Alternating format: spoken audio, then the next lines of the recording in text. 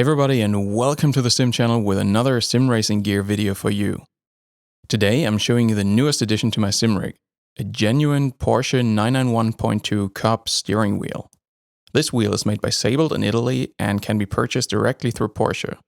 To order it, I just got on the phone with a local Porsche dealership. The price for this wheel is, at least in Germany, €280 plus taxes and shipping.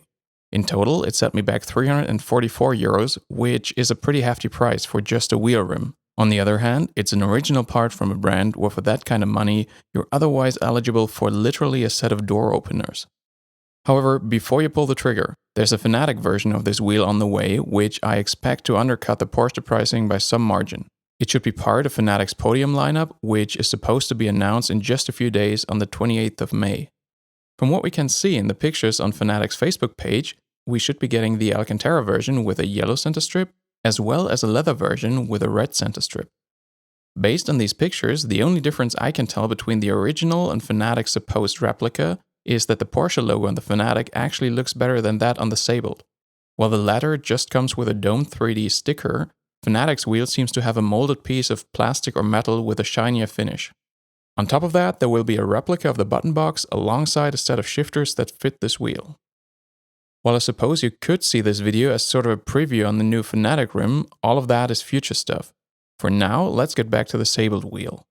It's a 32cm Alcantara racing wheel with a flat bottom and the standard 70mm bolt pattern. It comes with the aforementioned yellow center strip on top and the Porsche logo in center.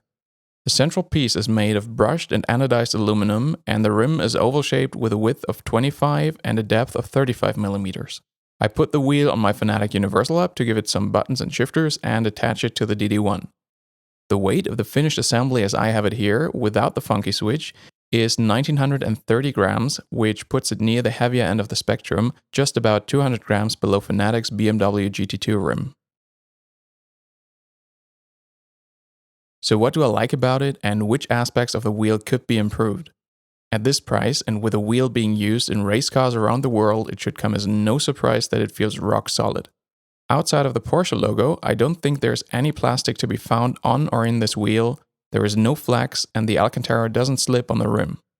The choice of materials and the craftsmanship are excellent. The size of 32cm is sort of a standard for race cars, which is good for immersion, and the wheel seems like a good match for any direct drive wheelbase. Speaking of immersion, Assetto Corsa features two cars that use this exact steering wheel, the 911 GT3R 2016 and the 911 GT3 Cup 2017. Put this rim on a DD1 or DD2 wheelbase, turn up the force and throw in some damping for the best sense of immersion I have experienced in a sim so far. These are my settings for the DD1 with this particular combo. Of course, I've never driven a real race car around a racetrack, so I have no way to know how close to the real thing this actually feels.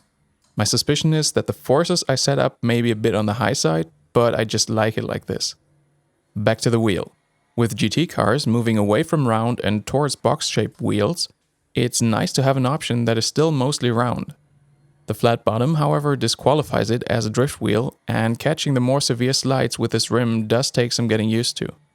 Quickly turning a 32cm wheel 180 degrees with both hands on the wheel isn't as straightforward as it is on smaller rims, and shuffling it around can become slightly awkward due to the flat bottom.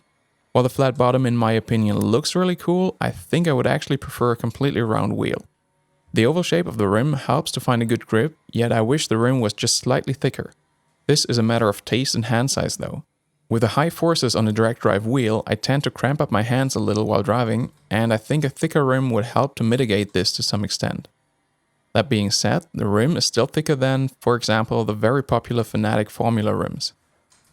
Last but not least, the weight. On the Fanatic Universal Hub, this is getting close to the weight of the BMW GT2 rim, which some regard a bit on the high side for non-direct drive wheelbases. As a result, the wheel might spin just a little slower than lighter wheels do, and the overall feeling could be slightly more sluggish. However, all of this won't matter on a direct drive wheelbase, and I honestly don't think there is much room to make the wheel itself any lighter at the same size and shape without sacrificing quality. We'll see if maybe the new podium hub can scrub off a few grams here and there to get the weight down. All in all, I'm really happy with this rim. It's one of these things that you know from the very start are a bit unreasonable. After all, I could have gotten comparable racing wheels from OMP, Sparco, or Momo at around $100 less, or even better, the BMW GT2 rim for a total price of €300. Instead, due to the rather pricey universal hub, I now have put almost €700 into a single steering wheel assembly, which is honestly making me feel a bit dizzy as I say it out loud. Nevertheless, I still somehow feel good about it, as it's a genuine piece of racing gear that has now found a new home on my rig. Also, it gave me the experience of walking into a Porsche dealership to actually buy something, and the opportunity to sit in a number of exciting road cars of the 911 kind. And with that, we're at the end of this video. Thank you very much for watching. For any open questions regarding the wheel, or for more ideas on how to blow absurd amounts of money on sim racing gear, just leave a comment below and I'll most likely get back to you. If you enjoyed this video, please like and subscribe for more sim racing content like this. Have a good day and see you in the next video.